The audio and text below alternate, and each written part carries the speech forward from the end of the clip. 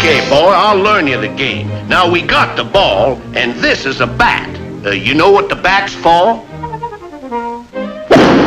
No, boy, you're supposed to hit the ball with it. The ball!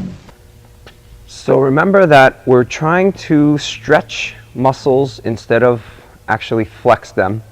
The stretching creates elastic energy, and this elastic energy translates into effortless power.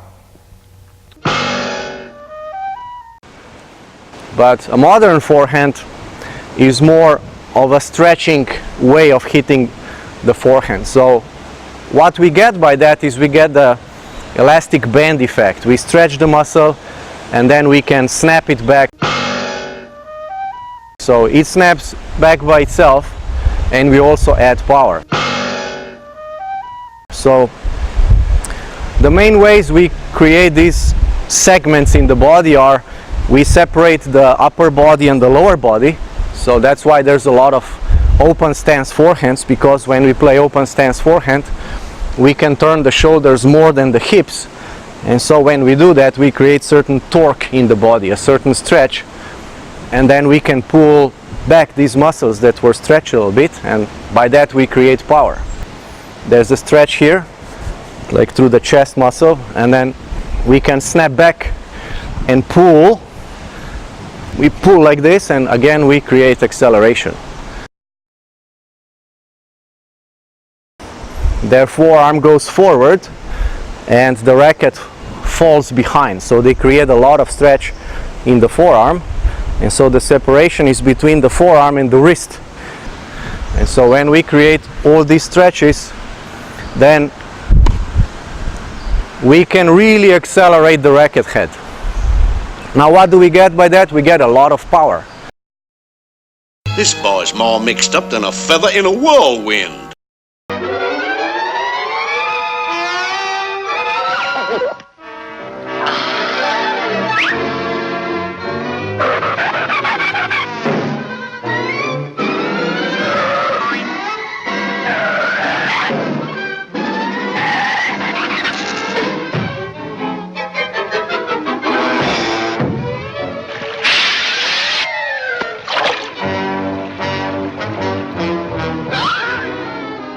Okay, the key to this one-handed backhand is to keep the upper back, the hitting shoulder and the upper arm as loose as possible.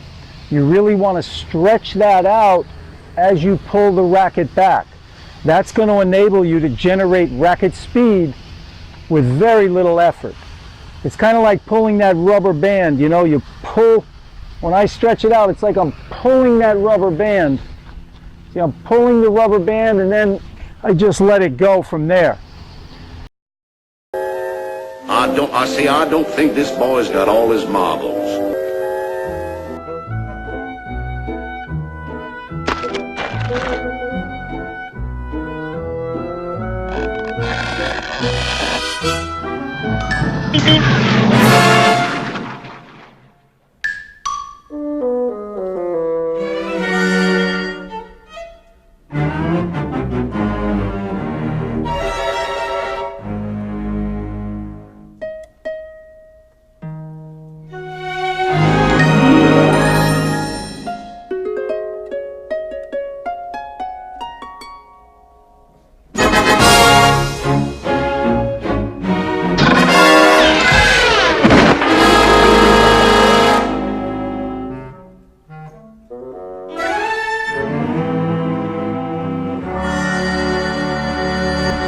But the key, again, upper back, upper arm. See here. See how I've got that stretched out? I'm looking over my shoulder here, okay? That's stretched out, and that enables me to get the speed with very, very little effort. You look at Federer's backhand. Not a lot of effort there. Great technique. So pull it back and let it go. That's the key to a successful one-handed backhand.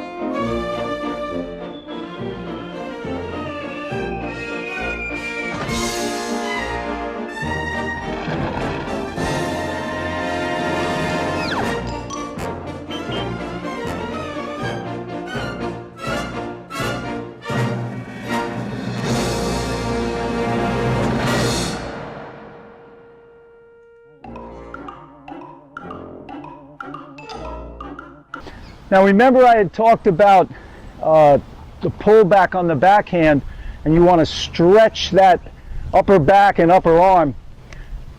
I like to think of it as like you're stretching out a rubber band.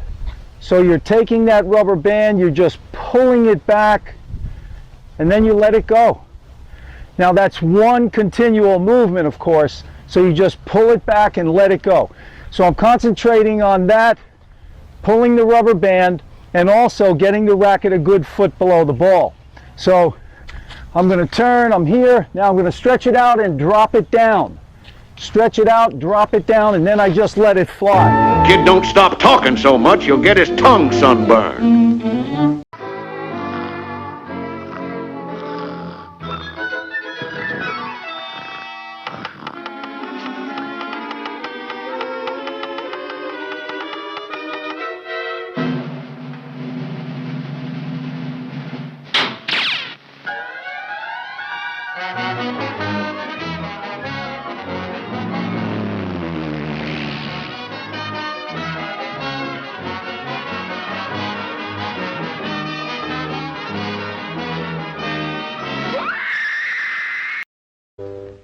There's something going on around here that just don't add up.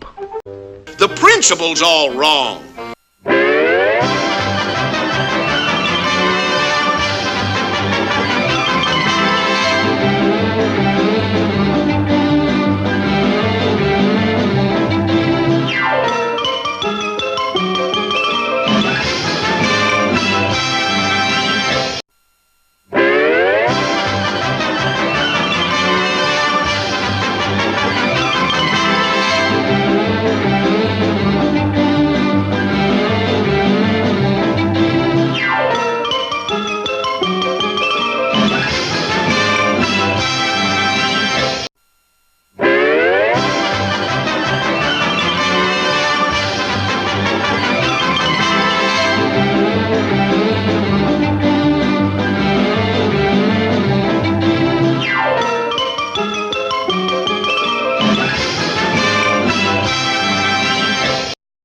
Hey, any of this getting through that little old blue bonnet of yours? Yes. Well, woman, blink your eyes or something. Sheesh.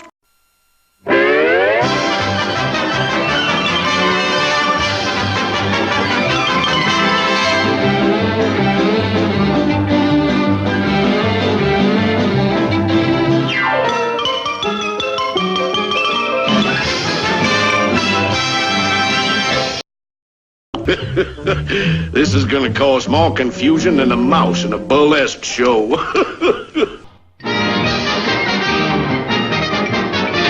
Yeah, that's all, folks. Interesting.